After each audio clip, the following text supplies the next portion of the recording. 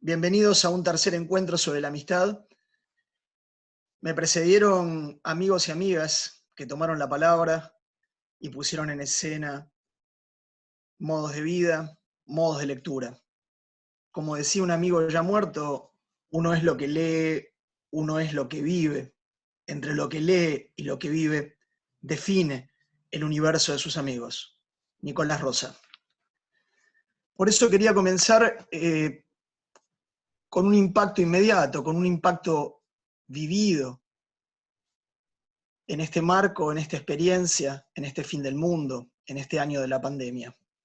Por eso quería comenzar con una pequeña lectura de algo que pude escribir estos días sobre la muerte de un amigo, a la amistad perdida. Mi corazón se duele a mí. Sí, amigos y amigas. Mi corazón se duele a mí, escribe el poeta. No, hoy no podía creerlo. Un florista murió y las heridas son nidos de flores. Cuando los pobres arden como pasto, cuando los anónimos son voces abandonadas para morir, hallo tan grande a la miseria que temo necesitar de ella. Un florista murió. Murió en la esquina de un barrio Cajetilla como reza un viejo tango.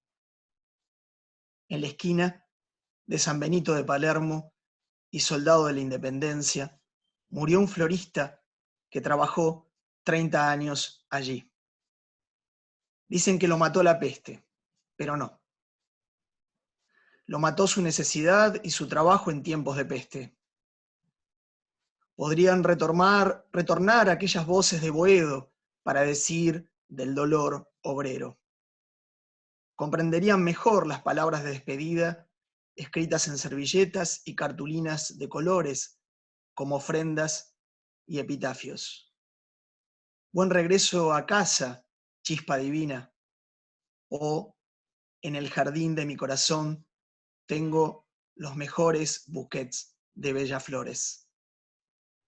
Entreacto del fin, pompa fúnebre hecha de restos, de ofrendas de papel servilleta. Tu cuerpo cayó, florista. Y cuando tu cuerpo cae, la humanidad levanta tu cuerpo. Pero la bondad no es vida si no hay dolor que llame. La primavera del florista floreció en invierno. No tengo la cabeza vuelta al cielo, mis amigos, sino hacia las provisiones en tiempos de muerte seca. Me importan los vientres de hoy y de mañana, porque muestran a las mujeres y hombres de nuestras necesidades y deseos. Lo que manda en la esquina para jugarse la vida es una necesidad del vientre objetivado, necesidad del florista colgado del barrio Cajetilla, el de la comunidad sin comunidad, donde la sensación de inseguridad vale más que el conjunto de los hechos de un vientre, y donde las ventanas desembocan en la gestión mediática de peligros, riesgos y catástrofes. Muere un hombre en la calle de peste. Muere de pie y sin épica alguna. Su local de alambre verde en la esquina fue por días epitafio y tumba de la amistad perdida. Imperceptible, desapareció un día de entre nosotros. Crecí viéndolo desde joven. Tenía casi mis años, pero de distinta suerte de la baraja. Crecí viéndolo en la misma esquina, vendiendo las mismas flores por 30 años. Flores que regalé una y otra vez a mi madre como un matiz afectivo. Hoy yacen recostadas sobre el sentimiento de fracaso de una muerte. Muerte de cualquiera sin nombre. Muerte de todo el mundo, aunque con nombre. Gabriel Torranto murió. Murió querido por sus vecinos, pero murió en una esquina. Murió en un baño de mala salud de coraje obrero. Porque en esta peste, como en otras, mis amigos, mueren los pobres. Su pequeño local sobre la vereda de alambre tejido verde desbordaba de flores, de cuerpo presente, de pocas palabras, de gesto amable y distanciado, sonriente pero anónimo, autónomo y solidario. Saludos, chanzas y amor por el club de sus amores, River Plate. Sobrevivió al 2001 y acompañó al barrio con flores después de la primavera alfonsinista, en las épocas de Menem, cuando se apuesta a la transformación pulcra e inmobiliaria de algunas perlas de la ciudad en el nombre fallido de una revolución productiva que nunca llega. Su oficio de florista viene de lejos, emparentado con lustrabotas y canillitas, preparado para sobrevivir en los barrios y en los bordes de un barrio vuelto cajetilla. Rostro visible de una Buenos Aires de antaño, donde ese oficio viene de muy lejos, aún en tiempos no muy lejanos, cuando el barrio no era el de una burguesía acomodada, los floristas recorrían la zona desde el Bajo Belgrano. Y a pocas cuadras, las hilanderías aún no eran shoppings o edificios de lujo. No, no, mis amigos y mis amigas, la imprenta tuvo muchas trabajadoras mujeres como hilanderas, y se llegaba a ellas por el tranvía 22 de Oliverio Girondo. A las 4 del alba se daba el turno de recambio. Convivía aquel recambio con burreros del hipódromo y borrachines de los Stutz a la casa de las trabajadoras. No lo sé por segundas voces, sino por la de mi madre en primera persona que trabajó allí. Más tarde, crecieron los edificios de milicos, los talleres mecánicos, las mercerías. Luego llegó al barrio su vestirse de pretensión inmobiliaria. Un florista murió. Gabriel Torranto murió el 30 de junio, con 57 años. A pocas cuadras de esa esquina vivió el mítico Irineo Leguizamo, el jockey que conquistó a Gardel. Aún dicen los que saben que lo ven pasar en el Lunático, su caballo estrella federal. Muy cerquita vivió Piazzolla, en su época dorada del bandoneón de Libertango. Los medios dejaron registro del instante de su muerte, como si allí pudieran decir toda una vida. Gustosos del epitafio escriben en Crónica, MCM Noticias, Infobae, Telefe, a principios de junio se evaporó, en un cuadro de neumonía y con un final inesperado. El arte de decir la vida del otro en 3 frases, siempre en 3 frases que dicen al otro sin decir del otro. Y un final inesperado en el hospital de Vicente López. 3 semanas de junio estuvo en terapia intensiva. Y cuando parecía que mejoraba, estalló en fiebre y sufrió una sucesión de infartos. Los cronistas de hoy escriben como médicos o juristas sobre la muerte del otro. Dicen sin decir para evitar el modo colectivo y político de una vida, para quedarse con la gota de emoción familiar por la que una vida, por un instante, se vuelve noticia solo en el momento de su muerte. Noticia pulcra, de plena emoción prestada para tocar a los vivos con una vida anónima. Porque toda persona anónima, mis amigos, mis amigas, es perfecta. Y lo es más aún en el momento de la muerte. Murió el amigo florista, muerto de pura peste. Trajo su vida de San Luis a las tierras burreras, dispuesto de voluntad y de humor. Vaporosa la vida de algunos cuerpos. Queman como pasto en el anonimato de una bola de fuego y mueren en la memoria de los lirios, de las calas y de las rosas que crispan las pasiones desatadas de misteriosa suavidad en el silencio. El amigo muerto de pura peste, mientras en los balcones insisten las fiestas, aun cuando aquel esté muriendo y las palabras de congoja pregunten por él. Las flores que quedaron parecen conservarse más allá de su muerte. En el comienzo de la cuarentena, Las calas ya estaban allí y continuaron hasta ayer. Mi corazón se duele a mí, mis amigos, porque la esquina ya no es más mi corazón. Camino algunas cuadras, atravieso la esquina y allí lo veo cada día. 30 años de pie en una esquina no se borran ni de la retina ni de la memoria. Son una cicatriz de carne. Y tal vez nuestra actitud ante la muerte acepte que el duelo no es un proceso de simples sustituciones. Las vidas no se deshacen como los objetos. Nada sustituye un cuerpo parado por 30 años en la insistencia de un modo de vida. Nada de romanticismo, mis amigos, por un objeto perdido. Más tarde, siempre reemplazado. El duelo hoy tiene la forma de la muerte salvaje o de la muerte seca. Se trata de muertes invertidas, porque hoy estamos habitados por los muertos anónimos, por los quemados bajo los puentes o por los evaporados por la peste. Hemos perdido trozos de nosotros mismos, hemos perdido trozos de vida para aquellos que seguimos viviendo. Uno no está de duelo porque una vida ha muerto, sino porque el que ha muerto se llevó consigo en su muerte un pequeño trozo de sí. Y por ello se lo despide. Se despide un resto que falta del mundo de los vivos. Nada puede reemplazar el recuerdo en el bullicio de una conversación musitada, chiquitita, chapoteada entre flores. Nada. Solo queda en la memoria una presencia nítida por 30 años de pie. Ahora abrupta ausencia en un campo magnético de flores secas. Continuaron las ofrendas improvisadas entre el 30 de junio y hoy. Ofrendas de ornamentos fúnebres con epitafios de los vecinos.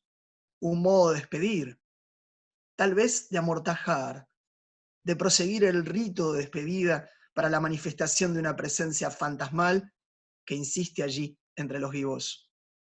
El corazón ya no es esquina, es la tumba de aquellos amados y de aquellos otros que se llevaron un trozo de sí que hacía de materia común a nuestras vidas. Ha muerto, lo llevan a enterrar, lo llevan a enterrar. Y la letra dibujada de molde infantil confirma la virtud del elogio fúnebre, donde se vuelve a nombrar al nombre tras la muerte. Para Gaby, por 30 años, el mejor florista y gran vecino, y amigo de San Benito y soldado. Nuestro poeta es hoy tan humilde como forjado a silencios. Antonio Porquia, admirado por Breton, Miller, Queneau, aunque nunca escuchado por los anfitriones, profesionales de la crítica y de la enseñanza cercanos a Victoria Ocampo, salvo por el oído atento y extranjero de Roger Calois, quien al fin lo traduce al francés y lo da a conocer al mundo. Mi corazón se duele a mí. Es una gran invención de la lengua para tiempos de muerte salvaje o de muerte seca. Recuerda a otras de Roberto Art cuando describe la gusanera humana, porque sus oídos saben escuchar la herida de manera nítida y permiten dibujar las aguafuertes de la hora de las voces abandonadas. Diré entonces, mis amigos y mis amigas, después de este homenaje al amigo muerto, así como hay amigos de la conciencia, los hay del cuerpo. Entonces, tenemos que creer que los mejores amigos iluminan la amistad verdadera y perfecta. Tenemos que repetir que son los mejores amigos porque llevarán nuestros nombres más allá de la muerte. Ay, amigos, Esto es pura proyección narcisista de la imagen del ideal que aspira a convertirnos en leyenda. La imagen de aquel que no quiere morir anónimo. No quiere morir sin epitafio y sin oración, el día de su muerte a secas. Así sentimos y pensamos que la amistad es una potencia de esperanza. Sí, amigos y amigas, de esperanza para el ahora y de oración para más allá de la muerte. Amigos, esta es nuestra propia imagen ideal, una especie de verdadera catapulta para ir más allá de la muerte. Epitafio y oración no son más que recordar por el nombre a los muertos, recordar al amigo y a la amiga cuando ya no esté más de pie. Ritual, teatro, performance, declaración de amor en la que se ama el acto de la amistad, antes incluso que al amigo o a la amiga. Parece que no se puede ser amigo o amiga sin declarar la amistad a los vivos y a los muertos. Por ello el acto de la amistad es un don. Sí, un don donde parece que se trata de dar antes que recibir. Entonces, la declaración ¿es la de una conciencia que declara o la de un cuerpo del misterio, del orden sensible del misterio que se expresa? Para muchos y para muchas, la amistad no pertenece a una comunidad de ideas, menos aún a unas conciencias lúcidas capaces de declarar el acto de la amistad. La amistad parece ser, aún hoy, un misterio. Sí, un misterio que proviene del cuerpo entre los cuerpos, un misterio que viene de las afecciones del cuerpo y se enlaza, sin saber por qué, con otras afecciones de otros cuerpos. Amistad es el punto de esplendor, el acontecimiento sensorial que titila como un resplandor. Esplendor que viene del oscuro, de los cuerpos y entre los cuerpos. Con el amigo, con la amiga, descubrimos un instante de esplendor que se mueve en lo oscuro de los cuerpos y antes de perderse nuevamente en lo oscuro, da testimonio singular de un instante de expresión. Algunos y algunas han llamado a esto, a ese instante, a ese esplendor, con una palabra sencilla pero precisa: encanto. Encanto. Conocemos bien esa expresión. Él, ella e incluso ello son un encanto. Entonces, uno y una son un encanto. Entiendo bien ahora. Encanto como quien dice, como quien vive y hace de una vida una manera cómica y azarosa, azarosa y cómica de expresión.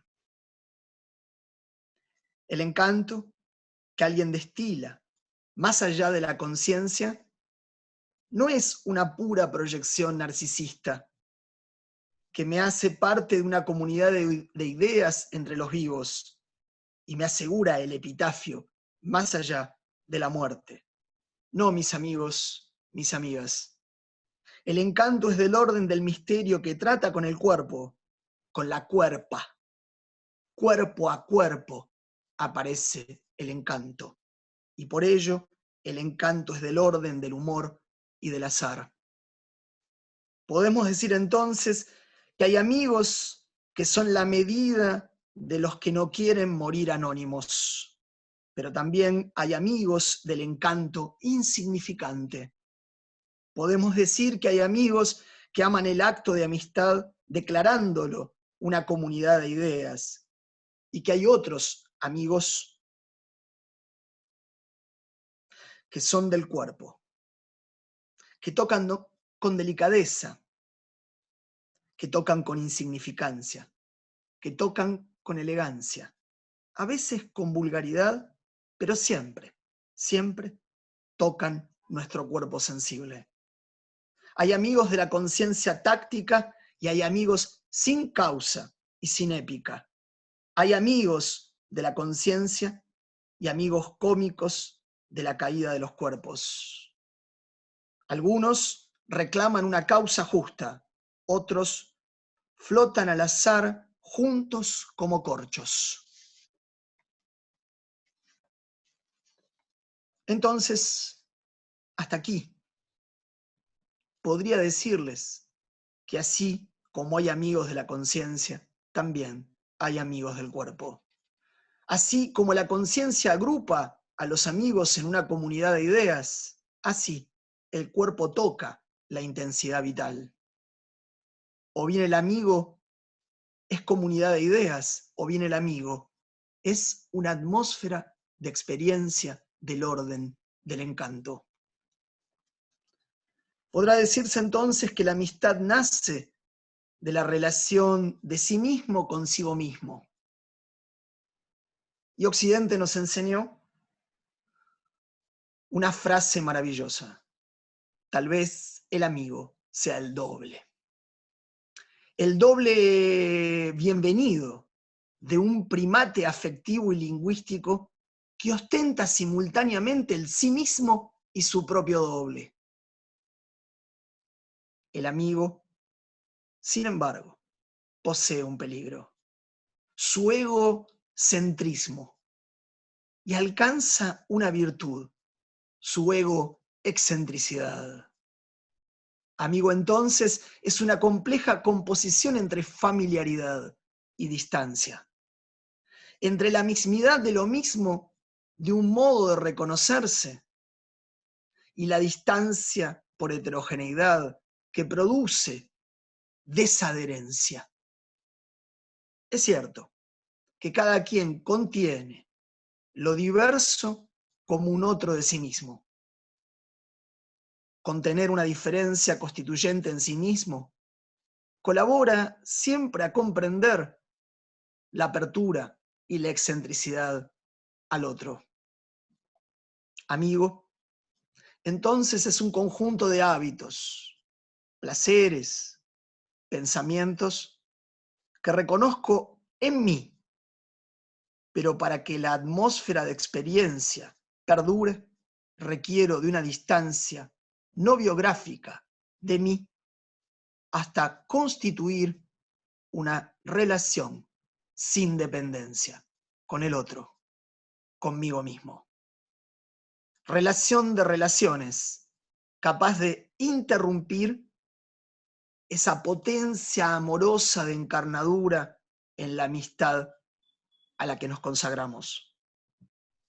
Como todo arte, el arte de la amistad consiste en una relación y en una pregunta.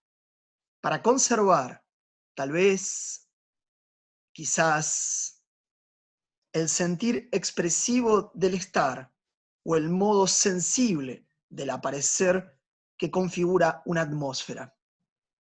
Amigo es aquel o aquella que se sostiene en el quizás o en el tal vez. Quizás hay y quizás no hay. El amigo, la amiga, es del orden entonces de un acontecimiento. Es del orden de lo que llega. Es del orden del quizás, del tal vez en sí mismo. Entonces, amigo es una relación en la familiaridad, en la que nada nunca me autoriza a disponer de él o de ella. Amigo es una pregunta por la distancia necesaria en la que nada me acerca más que la diferencia con él o con ella. Este tipo de relación y esta pregunta crean un intervalo en la familiaridad y una diferencia en la distancia para constituir una relación especial, relación sin dependencia. Es la que permite reconocer en el otro tal vez un gesto genial. Por ejemplo, que alguien pase o entre en una sala, en un cuarto, y con su paso cambie la atmósfera. No se le pide al amigo fidelidad. No se le admiten a las amigas celos. Ni amigos ni amigas fieles, ni amigos ni amigas celosas. Porque no se les exige transparencia y no se pretende de ellos identidad. Aquello que requerimos al amigo o a la amiga es que sean sensibles a las mínimas señales que un cuerpo emite. También que en esa sensibilidad se tornen confiables y respetuosos de esas señales. Aunque sabemos bien que toda amistad pivota en una posible traición, y los grandes escritores nos han mostrado esto, y nos lo han mostrado porque las atmósferas de la experiencia del encanto son siempre inestables. Y como los amigos o amigas hacen parejas, el resultado de los amigos y amigas es el misterio. Pero aprendimos por la gran literatura que los amigos y amigas van siempre en pareja. Tal vez como Bouvard y Pécuchet, que le gustaba tanto a mi amigo Nicolás Rosa para divertirnos en común, tal vez como Mercier y Camier, que le gustaba tanto a mi amiga Milita Molina para divertirnos en común. Flaubert y Beckett, escritores con heridas diversas y distintas. Entonces hasta aquí, así como hay amigos de la conciencia, los hay del cuerpo.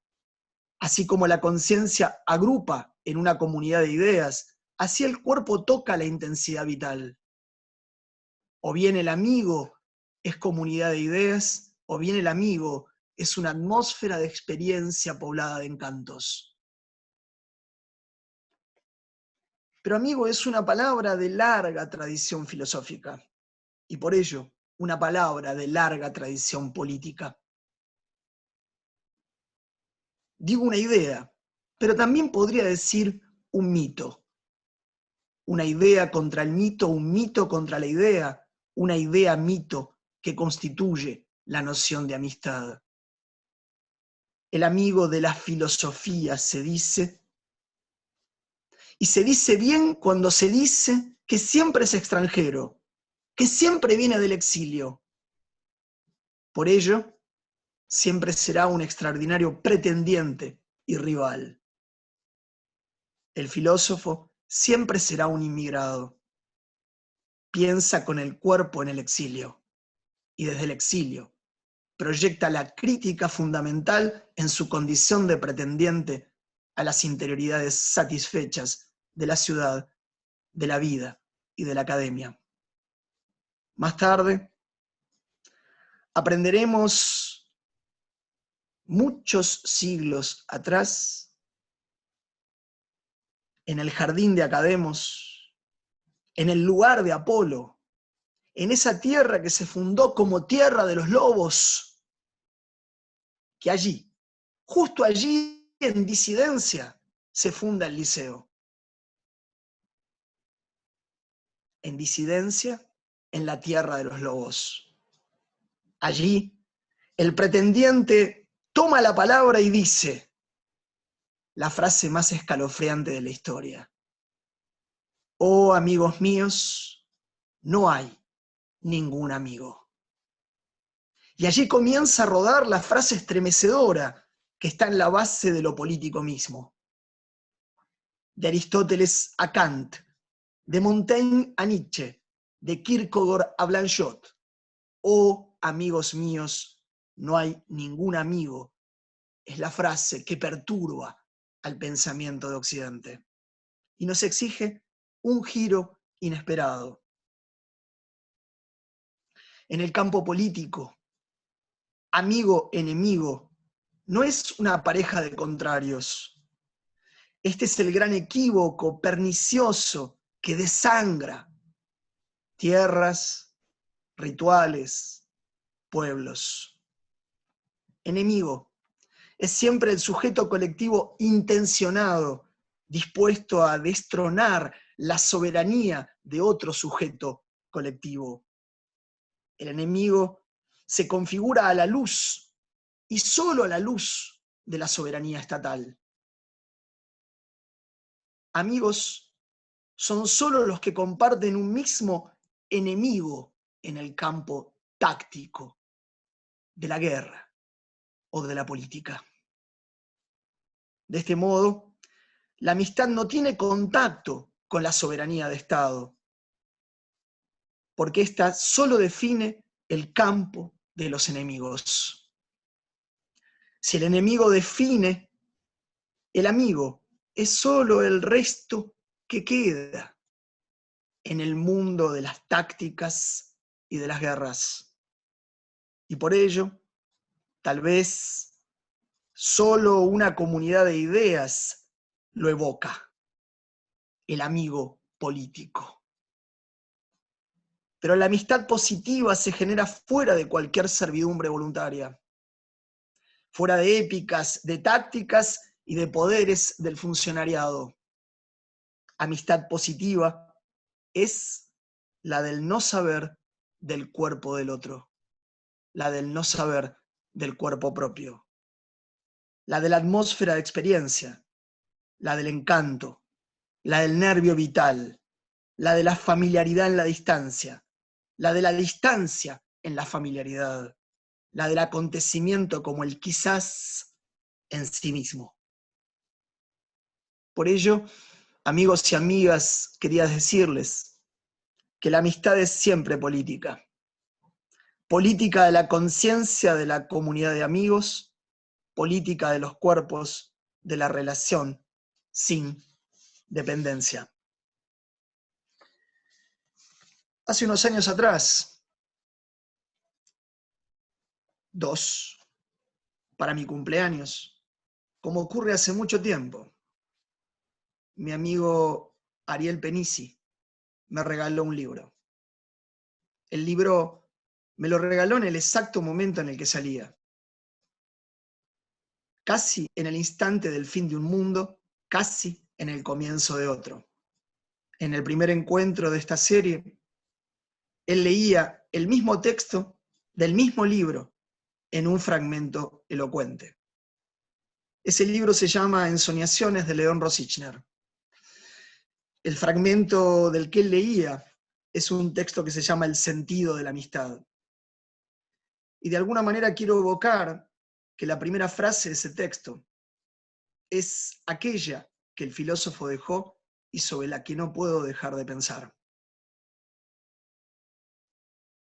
Y en esa resonancia dice Rosichner, y en esa resonancia donde la palabra recorre las caracolas profundas de los laberintos que nunca todavía tuvieron palabra para saberse en uno mismo, allí la palabra asedia una nada de carne que sin embargo resuena y se anima cuando la palabra del otro, sin saberlo, despierta un sentido que hasta entonces, sin nosotros saberlo, era solo nuestro y clandestino. Para ser amigos hay que poner y aflojar el cuerpo. Las palabras se le adosan, lo contornean en una extraña coincidencia hasta alucinada, y se verifica en un debate íntimo e invisible donde el cuerpo es el lugar sentido de la verdad, que con el otro se elabora o se entreteje. La conversación le presta su cuerpo de palabras para que cada uno entienda resonar el cuerpo a su propia manera. Ese lugar, solo la amistad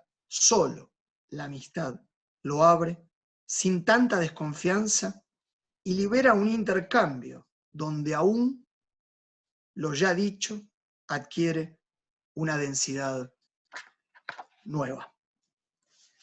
Y para culminar, yo creo que hemos avanzado más o menos en tiempo. Lo que quería decirles es que estuve pensando ese pequeño título que les propuse: amigo, familiaridad y distancia.